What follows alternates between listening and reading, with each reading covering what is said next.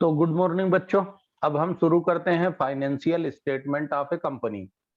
एक कंपनी को financial statement जो प्रिपेयर करना है वो किस तरीके से प्रिपेयर करना है, इसकी बात आज हम करेंगे। और फाइनेंशियल स्टेटमेंट होता क्या है ये भी हम समझने की कोशिश करेंगे। तो फाइनेंशियल स्टेटमेंट क्या होता है? फाइनेंशियल स्टेटमेंट सिंपली ज्यादा कुछ नहीं है, एक स्टेटमेंट है जो साल भर की हमको इंफॉर्मेशन देता है प्रॉफिटेबिलिटी और फाइनेंशियल पोजीशन का, है ना।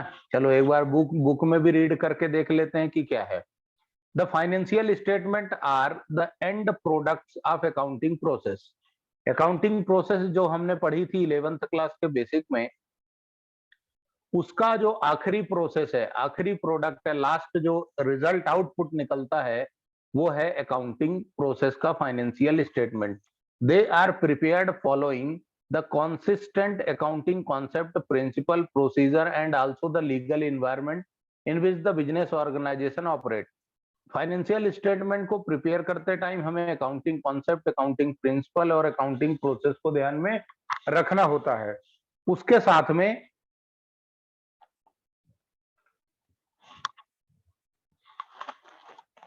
साथ में हमको इस बात का भी ध्यान में रखना होता है कि जो लीगल रिक्वायरमेंट है, जो लॉ है, उसके हिसाब से हमारे फाइनेंशियल स्टेटमेंट प्रिपेयर होना चाहिए।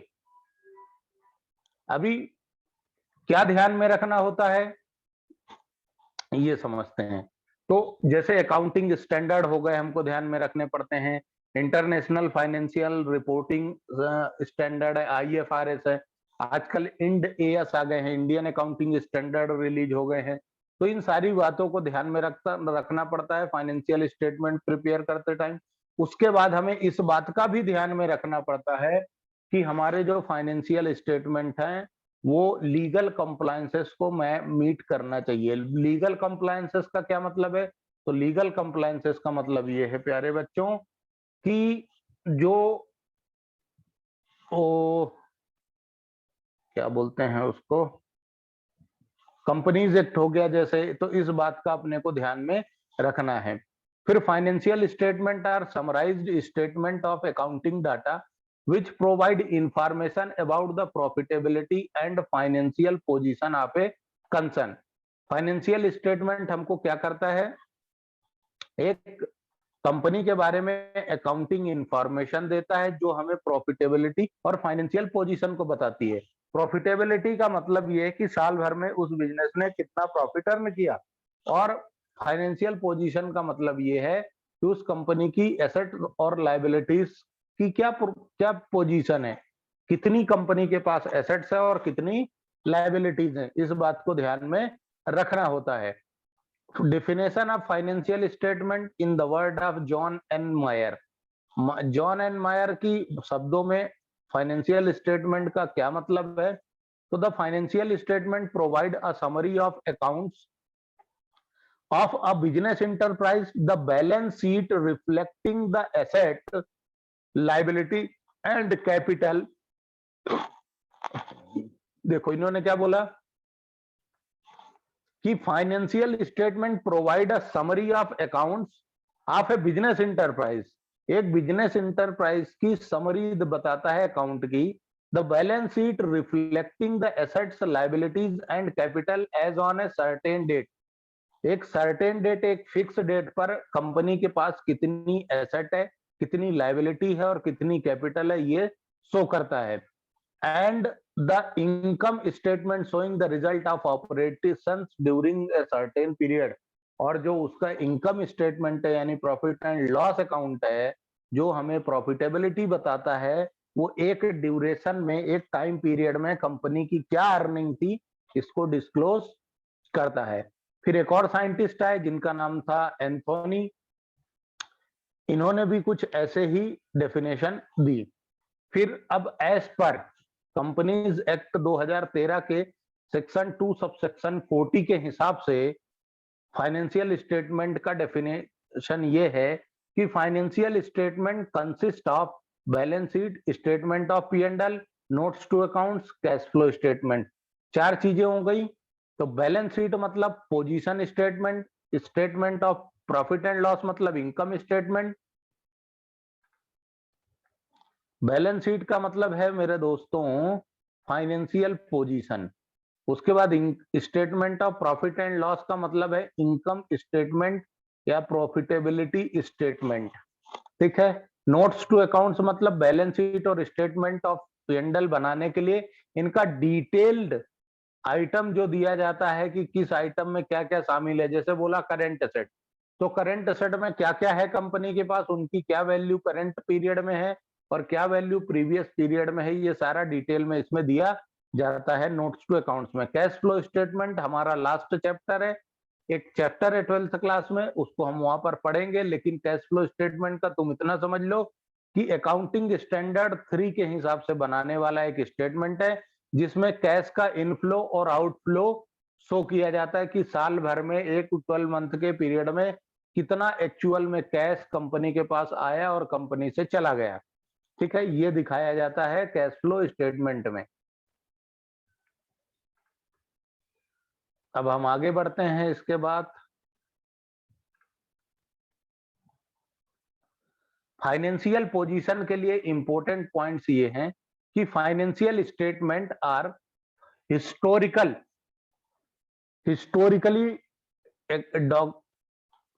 Documents as they relate the to past period. ये एक हिस्टोरिकल डॉक्यूमेंट है क्योंकि ये पास्ट डाटा को बताता है। पास्ट डाटा से मतलब ये है कि जो पिछला साल बीत गया उसके जैसे मान लो 1 अप्रैल 2020 से शुरू होकर 31 मार्च 2021 तक का डाटा अब रेडी होगा, यानी ये 31 मार्च खत्म होने के बाद होगा, यानी ये हिस्टोरिकल डाटा हो गया क्योंकि ये पास्ट चीजों को बता रहा है। Financial statement are expressed in terms of money. Financial statement को हमेशा किसके साथ किया जाता है, मनी टर्म में ही एक्सप्रेस किया जाता है। मॉनेटरी वैल्यूज ही यहाँ पर शो की जाती हैं। They show profitability through statement of profit and loss and position through balance sheet. ये बात अपन ऑलरेडी कर चुके हैं। उसके बाद financial statement are the source of information on the basis of which conclusions are drawn about the profitability and financial position of a company। Company की profitability और फाइनेंशियल पोजीशन, प्रॉफिटेबिलिटी मतलब इनकम और financial position मतलब asset और liability. Assets क्या होती है ये आप समझते होंगे क्योंकि आप 11th क्लास पढ़ चुके हैं, इसलिए पर फिर भी एक बार मैं आपको रिकॉल करा देता हूं। एसेट मतलब वो प्रॉपर्टी या वो राइट्स जो हमको फ्यूचर में इनकम जनरेट करने के लिए काम आते हैं या फ्यूचर में इनकम जनरेट करने में हेल्प करते हैं, वो चीजें कहलाती हैं एसेट। और आज का प्रेजेंट का कोई ऐसा वर्क, कोई ऐसा काम या ऐसा जिससे हमें फ्यूचर में लायबिलिटी ऑब्लिगेशन जनरेट हो, हमको किसी को पेमेंट देना पड़े, तो वो क्या कहलाता है, liability। So they need to be arranged in a proper form with suitable contents so that the shareholders and other user of financial statements can easily understand and use them in their economic decision in a meaningful way। इनका ये कहना है कि financial statement क्या करते हैं, इस तरीके से प्रॉपरली अरेंज्ड होते हैं और सुटेबल कंटेंट में लिखे जाते हैं ताकि जो शेयर होल्डर है, जिस बंदे ने कंपनी के शेयर खरीदे हैं या कोई अदर फाइनेंशियल यूजर है, इंटरनल और एक्सटर्नल दो तरह के फाइनेंशियल यूजर होते हैं, ये हमने ऑलरेडी पढ़ा था लास्ट।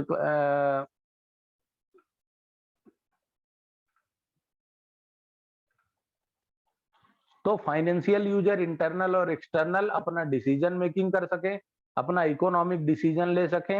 एक मिनट,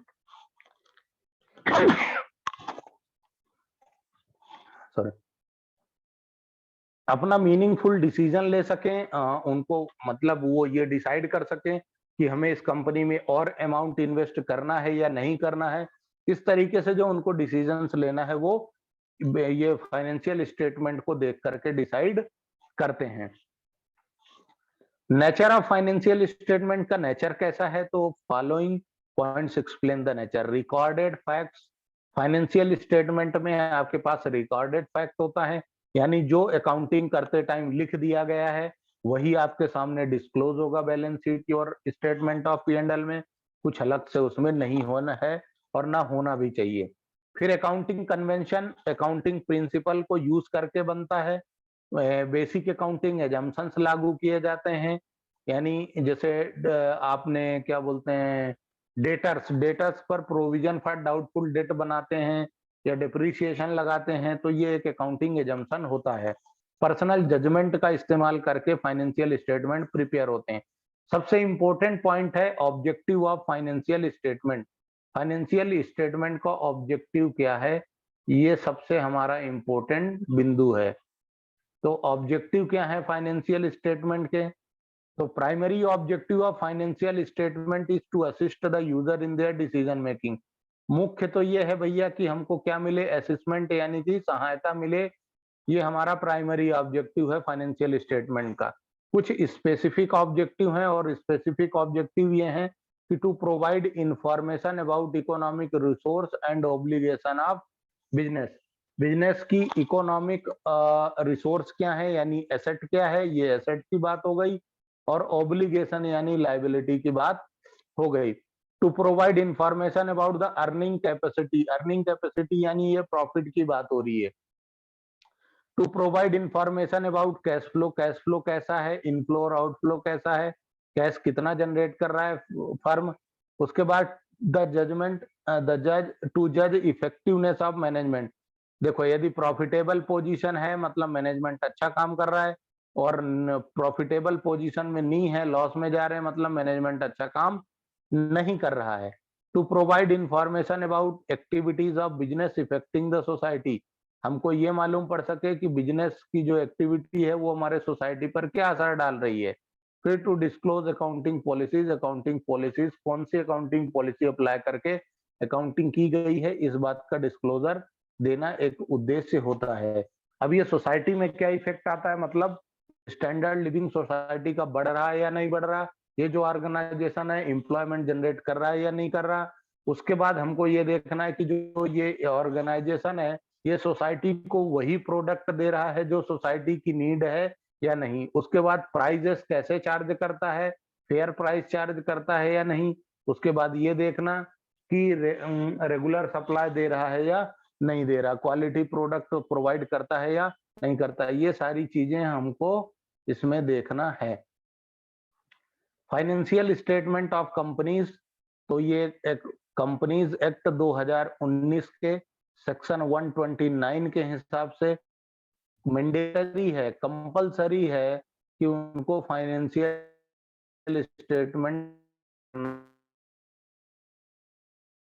एट द एंड, और कंपनी के भर की एक मीटिंग होती है शेयर होल्डर के साथ में, उसमें उनको रिपोर्ट देनी पड़ेगी कि उनका फाइनेंशियल एक्टिविटी क्या था साल भर का। ठीक है, आगे बढ़ते हैं।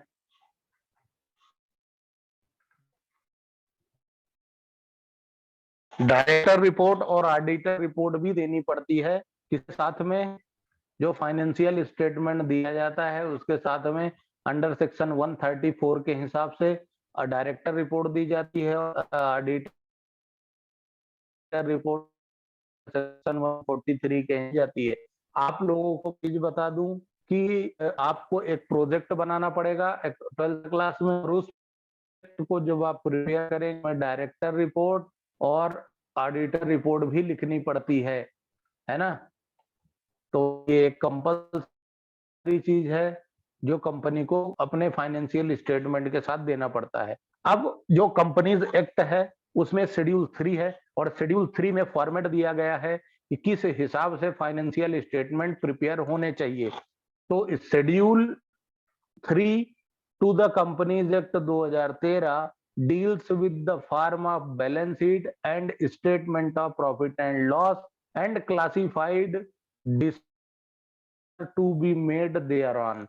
शेड्यूल के हिसाब से फाइनेंशियल स्टेटमेंट प्रिपेयर करना है और साथ में उसको डिस्क्लोजर करना है। अब प्रिपेयर करने के लिए वर्टिकल फॉर्मेट में आप बना सकते हैं बैलेंस शीट को, और वर्टिकल स्टेटमेंट